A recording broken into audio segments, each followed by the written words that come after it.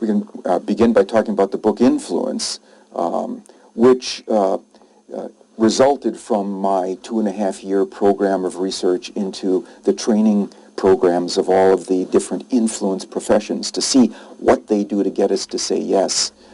I was surprised by one thing that I encountered in all of these programs.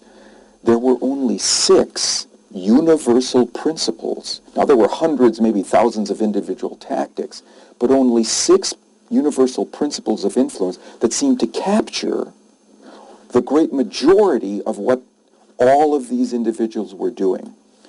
Reciprocity, the desire of all of us to give back to someone who has given to us. So if an individual gives us something, a free sample, for example, we feel obligated to at least listen to what they have to say. At the supermarket, for example, that little lady with the cubes of cheese and meat, after you've eaten one of those, it's very hard to just give her back the toothpick. Right? You feel like you're obligated to buy.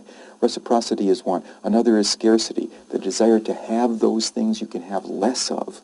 So things that are scarce, rare, dwindling in availability. So one of the things that many organizations will do is to inform us of how rare, how uncommon their features are. Another principle is commitment and consistency, the desire to be consistent with what we've already said or done, to be congruent with our internal values and what we've said that we're going to do. So, for example, one study showed that if you call people on the phone, registered voters, and ask them if they will vote in the upcoming election, they of course say yes. And they now vote significantly more often than if they didn't receive that phone call, getting them to commit to that sort of thing.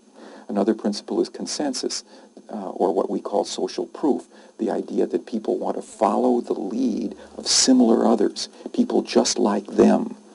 We've done a study, for example, in hotels. I don't know how much you travel, but when I do, in 70% of the hotels where I stay, there's a little laminated card asking me to reuse my towels and linen. We put different kinds of cards in rooms to see what we could say on the card that would most increase the likelihood that people would say yes. What hotels typically say is, do this for the environment, do this for future generations, or cooperate with us toward this common cause. We added a different sign based on the principle of consensus, that people want to do what everybody else is doing. It said, the majority of guests who stay at our hotel do recycle their towels at least once. That was absolutely true, and it increased compliance by 28%. The interesting thing is that was a completely costless message, and it's never, ever been used in any hotel in any city that I visited. And the reason is those managers don't know what the research says. One of the hopes in these books that I've been publishing on the influence process is to allow people outside of the academic community, the non-researchers, who in any meaningful way have paid for this research with their tax dollars, to learn what we found out about them with their money. They're entitled to know what we found out about them with their money. And so that's one of the purposes of the book, to be sure that we present this information to the wider public besides just the academic community in which the work was done. We undertook the publication of the Yes book as a way to change the perception of persuasion as just an art, something that people are born with some sort of preternatural gift for saying the right thing at exactly the right time. And there are artisans of the persuasion process, no question about it. But it turns out persuasion is also a science.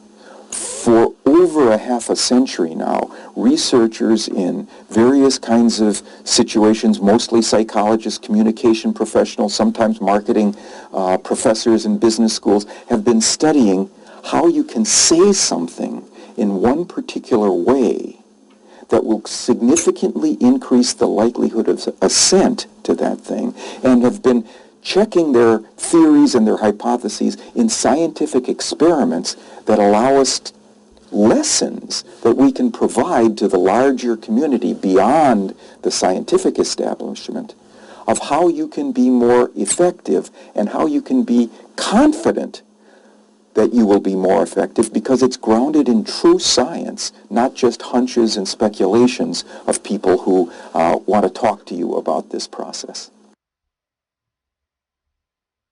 What I'm going to claim about the principles that we talk about is that they are universals of influence. They're so central to the human condition, so fundamental to the way we work as citizens of modern society, that you will be able to use them successfully, or they can be used successfully, in all kinds of domains, with your friends, with your neighbors, with your co-workers, with your boss, even with that most resistant of all audiences, your children. I'll guarantee that these principles are so fundamental, they're so psychologically central, that they strum strings that are inside all of us and that we try to resonate with in order to behave correctly. The difference between influence and manipulation is an important and profound one. Like dynamite, these principles, these tactics, these lessons can be used for good or ill. The difference is the extent to which they are employed by someone who's taking a detective's approach to the influence process rather than a smuggler's approach. A smuggler imports one or another of these principles into a situation where it doesn't naturally exist. For example, excuse me, let's say, for example, that we use the principle of authority. We can move people in our direction by claiming to be an expert on some topic that we're talking about. And if they believe us, it's very human for them to want to take the shortcut route and follow what a legitimately constituted expert says. If we're not an authority, we have exploited this process to bring people in. We've manipulated them and their interests and their outcomes. There's a short-term success consequence of that. People do say yes to us. There's a long-term disastrous consequence, is that they don't want to continue to deal with us if we fool them into yes. On the other hand, if we're a detective of influence and we go into a situation where we recognize that we are genuinely an authority, all we have to do is raise that to the surface and significantly increase the likelihood that people will be counseled correctly into a good choice to make. So, for example, we did a study with hospital physical therapists. We just asked them to put on the wall of the physical therapy lab all of their credentials, all of their diplomas, all of their awards, and compliance with their exercise regimens went up 30% immediately. Not because, it's not so surprising that people want to follow the lead of a legitimate authority. The interesting thing is that that was below the surface, that genuine authority.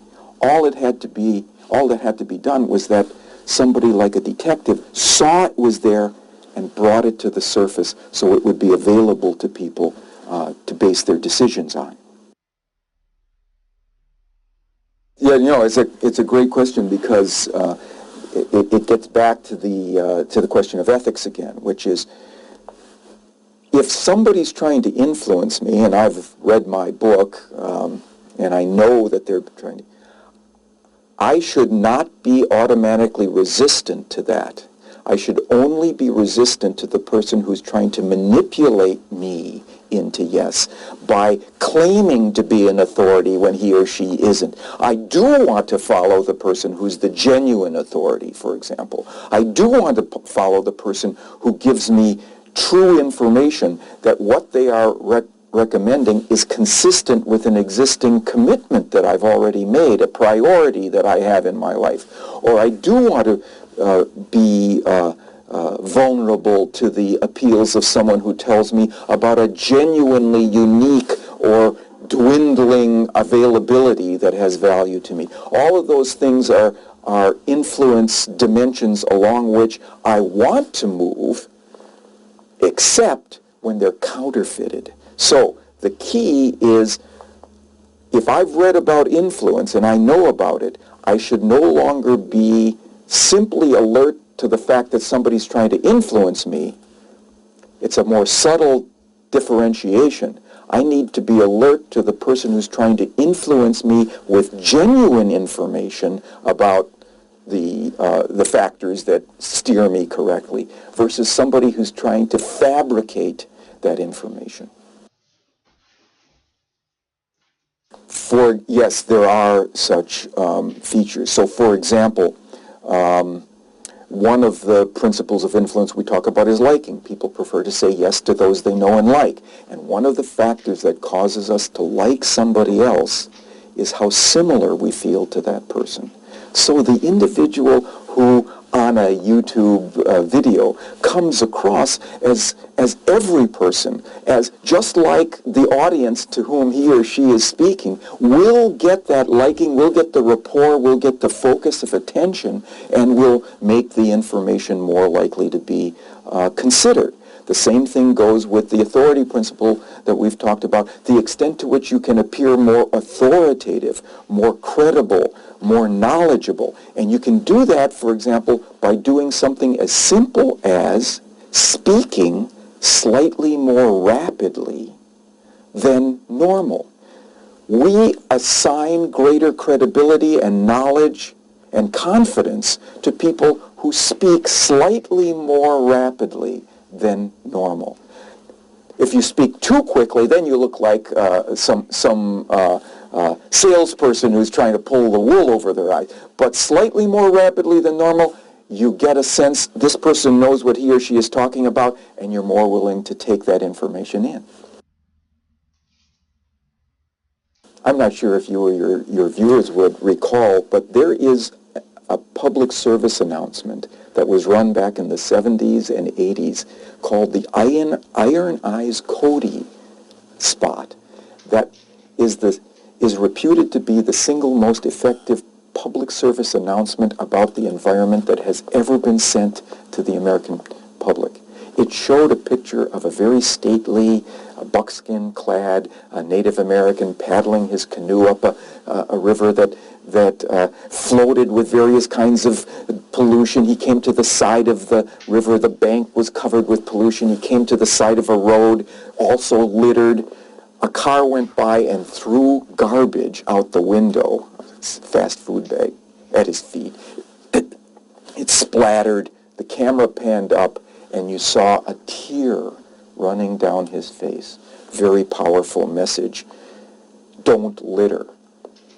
We have evidence that that message not only may be less than optimal, it may actually be damaging to the goals of the creators of that ad, because the subtext message was, everybody's littering. Everybody does this. And that is a more primitive message than this Native American actor doesn't want you to litter. Right? And we've done studies to show that. If somebody watches while someone else litters into an already littered environment, just as what happened in that Iron Eyes Cody spot, it significantly increases the likelihood that observers will litter there. The thing you can do to decrease littering is to have someone litter into a pristine environment. That causes people to say, wait a minute, you are a norm breaker. I don't want to be like you. And they significantly suppress their tendency to litter as a consequence of seeing somebody litter into a clean environment.